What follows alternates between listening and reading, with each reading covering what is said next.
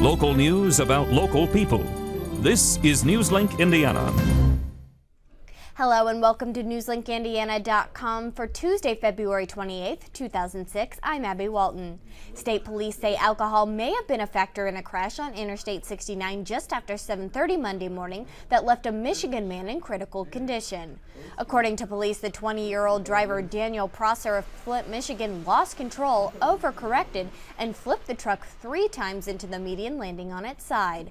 Prosser was taken by Lifeline to Methodist Hospital in critical condition. A passenger, Micah McCrory, was taken to St. John's Hospital in Anderson, where she was treated and later released. And the city of Muncie hosted one of the more forgotten groups in American history. Newslink Indiana's Jason Quick explains. No one thought they could fly. It was very hard to become a pilot.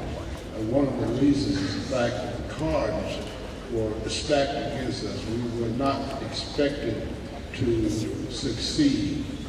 7 of the original Tuskegee Airmen, the more than 900 men who integrated into the armed forces, were honored in Muncie, each given a Presidential Medal of Distinction from Ball State President Joanne Gora.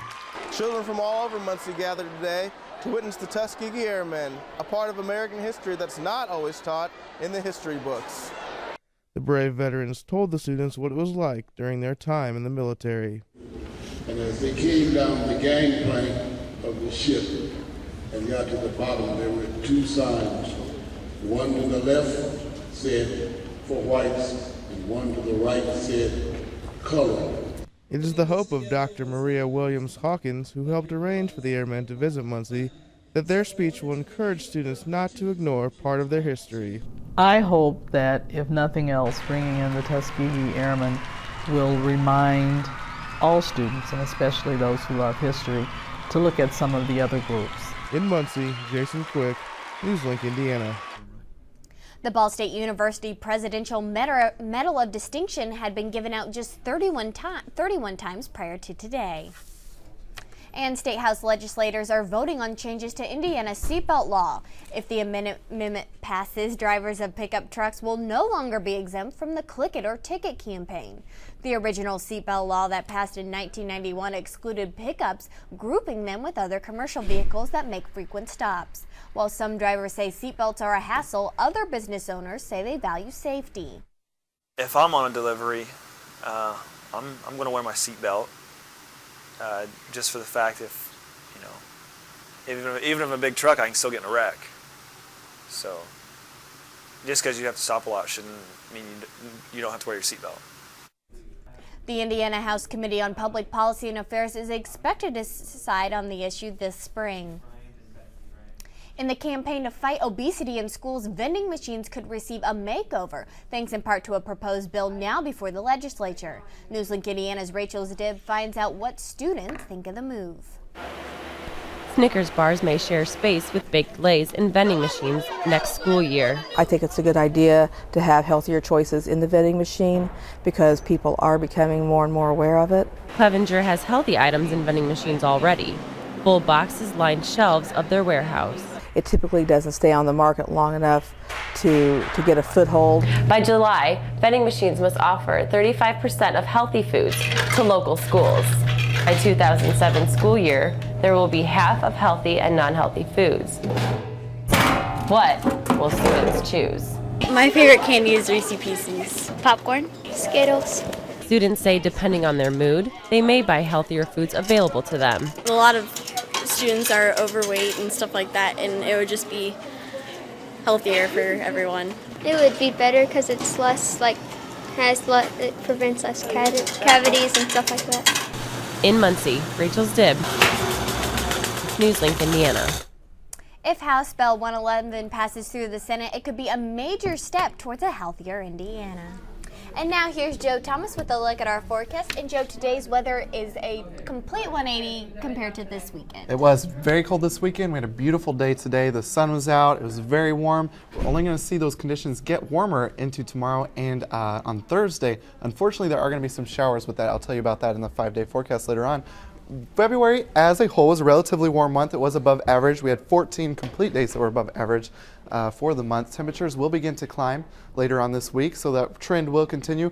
March is going to come in like a lion with some very high temperatures, but it's also going to bring about some precipitation with that in the form of rain. Take a look at our surface map. We'll zoom out here, take a look at the jet stream. As you can see, we're in a little trough right now, bringing us the cooler conditions. Later on in the week, it is going to change, and this ridge behind it is going to sweep over into our area, giving us some warmer conditions as in tomorrow, and I will tell you what those highs will be in just a second.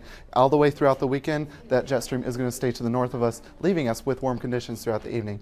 Tonight, as a low, 36 in Muncie, 39 in Indianapolis, as a low, 43 degrees in Bloomington, so still above average even for our lows tonight, all because of the stationary front that's hovering over our area right now, bringing us some cloud cover. And what's really going to impact our weather is this low pressure system that's moving through with a cold front behind it, bringing us a possibility of some precipitation tomorrow evening in the form of rain and a possible thunderstorm due to those warm temperatures. As you can see here, a high of 59 degrees in Muncie tomorrow, 61 in Indianapolis, almost 70 degrees in Louisville, Kentucky. Very, very warm for March 1st, definitely well above average. Mostly cloudy conditions tonight. We are expecting some fog after midnight, so be careful out there on those roads. A low of 36 degrees, winds out of the east at 7 miles an hour. Tomorrow, as I said, a very warm day, a high of 59 degrees. Showers and a possible thunderstorm into the early evening hours, thunderstorms later on, but mostly cloudy for most of the day tomorrow. Winds out of south-southeast from 7 to 13 miles an hour. Take a look at this 5-day forecast after a rocky start tomorrow. Still conditions will be warm, but it will eventually start to cool off, as you can see, into the weekend, staying right about average temperatures. However, the sun will remain out until Saturday. Actually Sunday, that should say Sunday up there, I apologize. We do have a rain-snow mix on Sunday depending on the temperature. It'd be nice if we could extend the weekend. Exactly, one extra Saturday would be A-okay with me. But you definitely need to bring your umbrella tomorrow. Yes, definitely take your umbrella, especially in the evening hours. All right, thanks, Joe. Parents in Anderson will continue to pay out of pocket for their children to attend full-day kindergarten. At a cost of $1,500 apiece, students from Erskine, Kilbuck, Valley Grove, and 10th Street elementary schools are participating in the trial run of the voluntary program. The schools will continue the program next year due to its popularity this year. The parent involvement is tremendous. I have so much support from not only the students and staff, but from all of their parents and families as well. And the superintendent says next year they could see 300 to 500 students in the program. He hopes the state will soon see its benefits and provide funding so parents won't have to pay as much. A day at school turned into a day of work for some kindergartners. Newslink Indiana's Melissa Delahanty shows you the process. From drilling to wrapping, and finally the finished product, a tic-tac-toe game.